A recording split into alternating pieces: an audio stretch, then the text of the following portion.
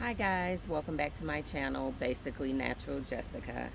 So in this video is part two to last week's video regarding my personal journey to healing my fibroids with natural remedies. Before we get started, let me just say I am not a doctor.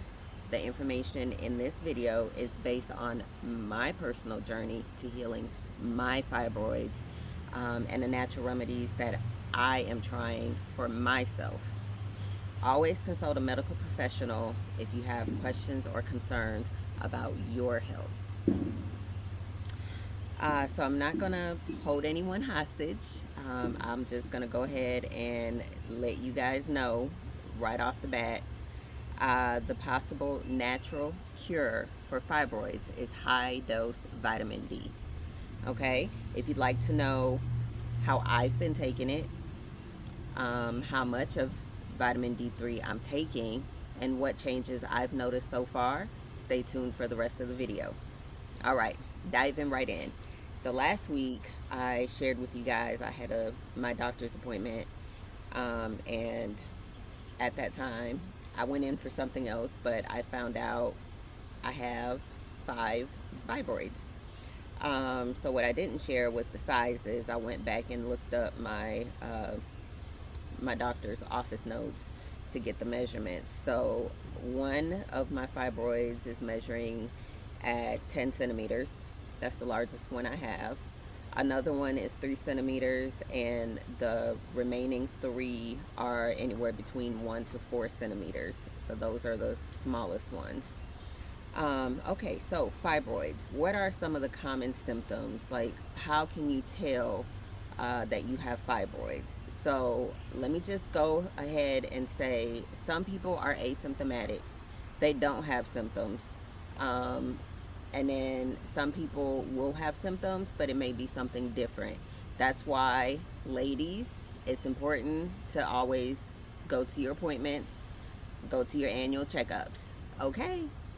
But some of the common symptoms to look for with fibroids are heavy menstrual periods, painful periods, bleeding in between periods, pelvic pain or pressure, increased urination because the pressure kind of pushes up against your bladder, uh, back pain, leg pain, constipation, abdominal swelling or bloating, and pain during sexual intercourse.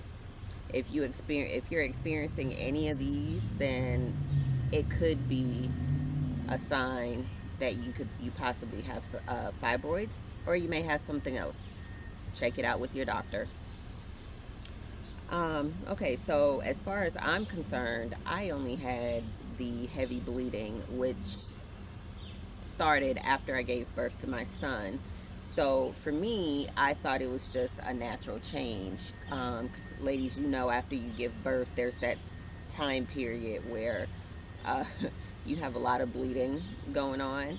So that kind of dwindled, but my cycles never went back to how they were before I was pregnant, before I had my son.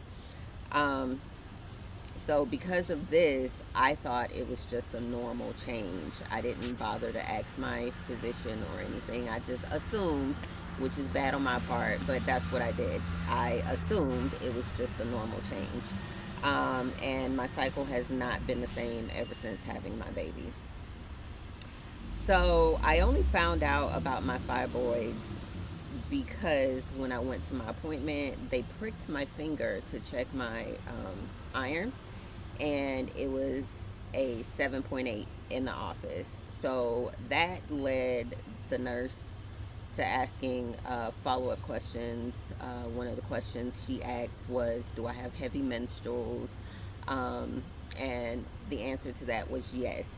So I was debating on whether or not to go into this detail because I feel like it might be a TMI for some of you all, but I'm going to go ahead and share it because I really do feel like it could help someone out there that's going through what I'm going through. So my periods were extremely heavy and lasted about 2 weeks. It was heaviest in the beginning, and then it got lighter towards the end of the 2 weeks. But and it was extremely heavy. So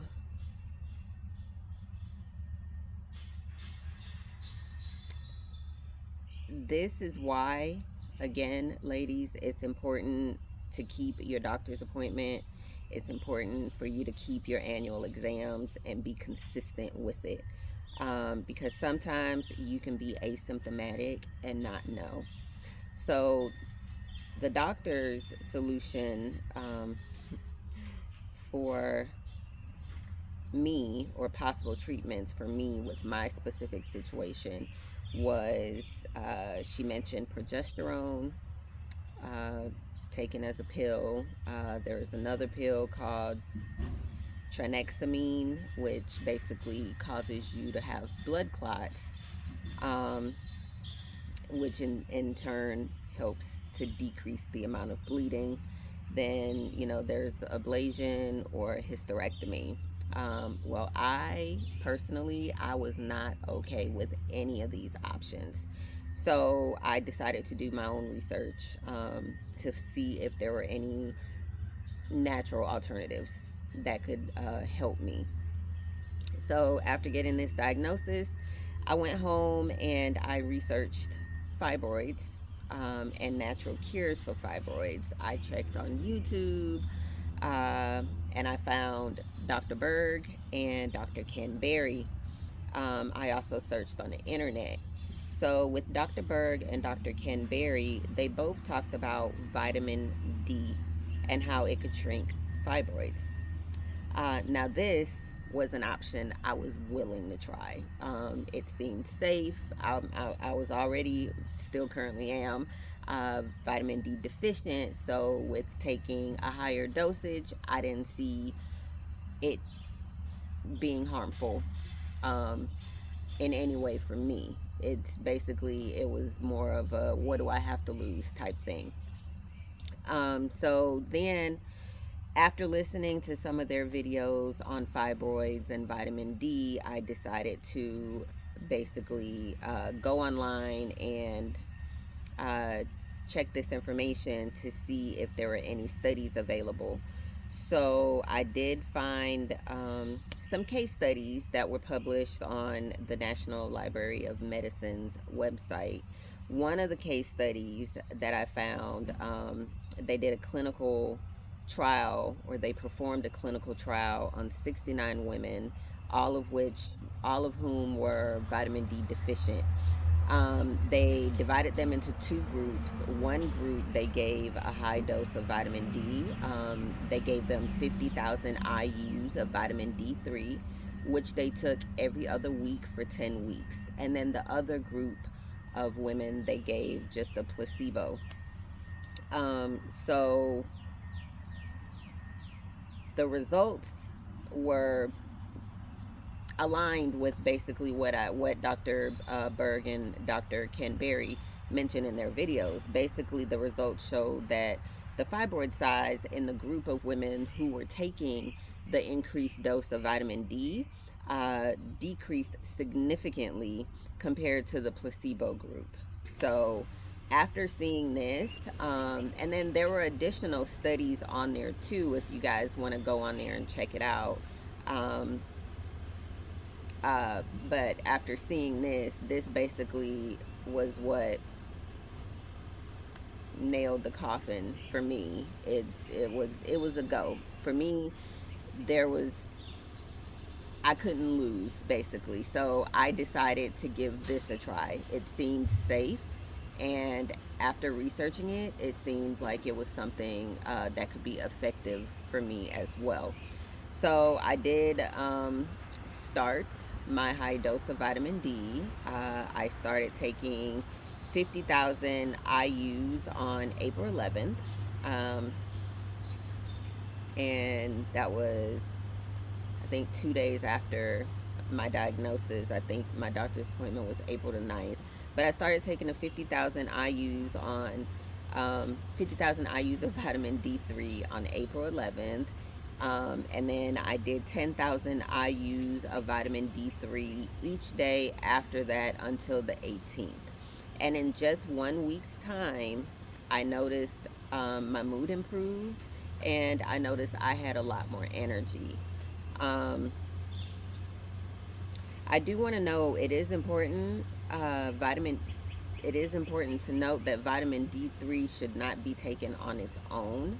Vitamin D3 is a fat soluble vitamin, so you would want to take that with a meal or a healthy fat like avocado or nuts. Um, Otherwise, if you just take it on its own with water, you're not really doing too much to help yourself. Also, when I take vitamin D3, I also take it with K2. And how I take that is for every 10,000 IUs of vitamin D3, I take 100 micrograms of K2. I also take magnesium and zinc with that. Taking it this way helps to ensure that the calcium does not get deposited into your arteries, but instead the calcium is directed where it should go, into your bones and teeth. So I think I'll go ahead and stop the video right here for today. If you guys liked this video, please like and subscribe to help this video reach more people. Also, please don't forget to hit the notification bell so you'll be notified when the next video goes up. And lastly, please share this video with someone you think would benefit from it. And let's grow together, change together, and heal together, one day at a time. Thank you so much for watching. See you in the next video.